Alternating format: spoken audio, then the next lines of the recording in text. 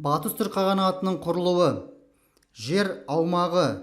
Алғашқы кездегі жер аумағы Қаратаудан бастап Жоңғарияға дейінгі жерді алып жатты. Қағанаты негізі халқы 10 тайпа. Оны біздер 5 тайпа Дулу, 5 тайпа Нушиби екеуі қосылып қағанаттың негізін құрады. Ал мемлекет құрғаннан кейінгі негізгі аумағы Жетісу аймағы болып қала береді. Қысқы ордасы, Суяб қаласы, орналасқан жері Шу өзенінің бойы.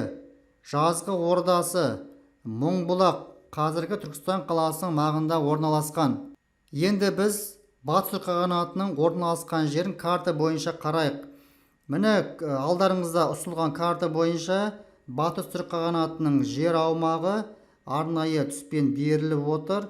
Міне көріп отырмыз, мына жерде бізде Қара теңіз орналасқан, одан кейін Каспий теңізі, мынау бізде Арал теңізі, мынау біздерде Балқаш. Негізгі жер аумағы мына айтқан болатынбыз 5 тайпа Дулу, 5 тайпа Нушиби. Сонда мына Жетісу жері бұл ең ірі негізгі орналасқан жер болып табылады. Кейінгі мына қалған аймақтарды өзі күшейген кезінде Батыс түрік қағанаты өзінің жер аумағына қосып алған болатын. Батыс түрік қағанатының билеушілері. Тардуш қаған. Осы қағанның тұсында Батыс түрік қағанаты жеке мемлекетке айналды, мемлекет күшейді.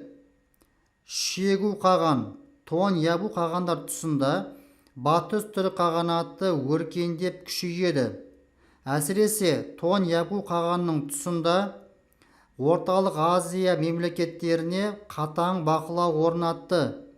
Қытайдың дерегі бойынша Тон Ябу қағанды батыс варварлары ешқашан дәл осындай қуатты болған жоқ деп өте жоғары бағасын берді. Ешпар елтеріс қаған. Осы қағанның тұсында 10 тайпа, 10 оқ будун жүйесін қайта енгізді.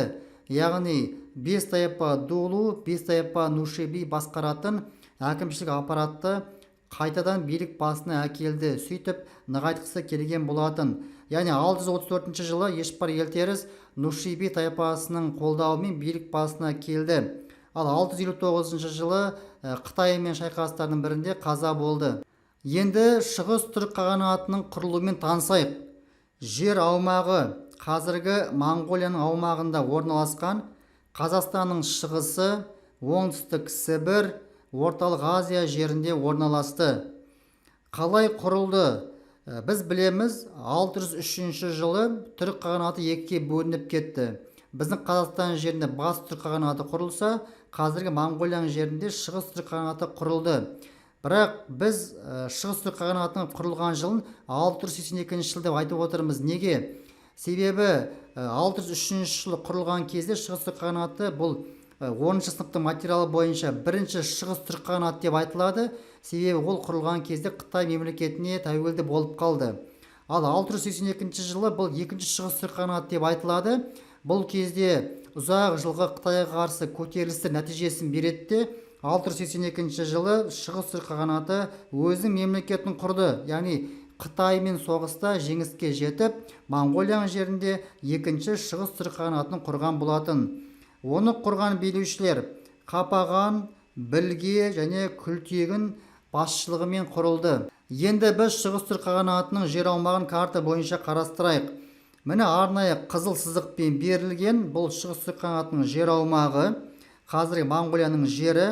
Мына біздерде Батыс түрік қағанатының шығыста көшесі, Тибет орналасқан. Міне Қытай мемлекеті осы кез Таң империясы басқарды. Қытайдың солтүстік батысында орналасқан.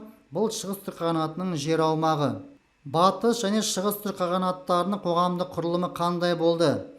Қаған бұл ең жоғары билеуші, мемлекетті басқарды, жоғары сот міндетін атқарды және әскерге басшылық жасады. Одан кейін қызметте Ябу, Шат, Елтебер деген лауазымдар болды.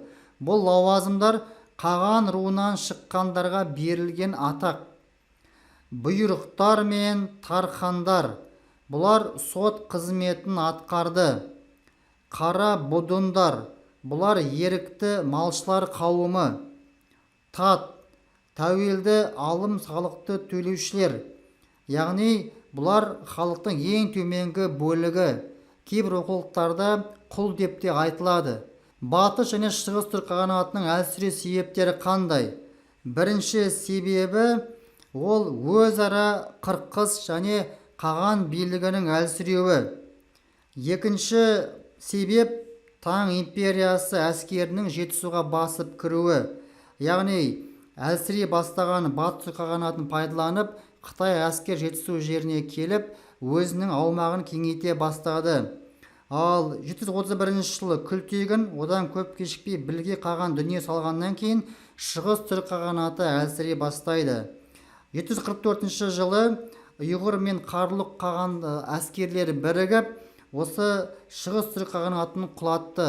Сонда Батыс түрік қағанатын Жетісуға басып кірген Қытай әскері құлатса, Шығыс түрік қағанатын біріккен ұйғыр мен қарлұқ күштері өзара құлатқан болатын. Қорыта айтқанда, Батыс және Шығыс түрік қағанаттары түрік қағанатынан кейін Қазақстан жерінде, Моңғолия жерінде құрылған қуатты мемлекеттердің бірі болды.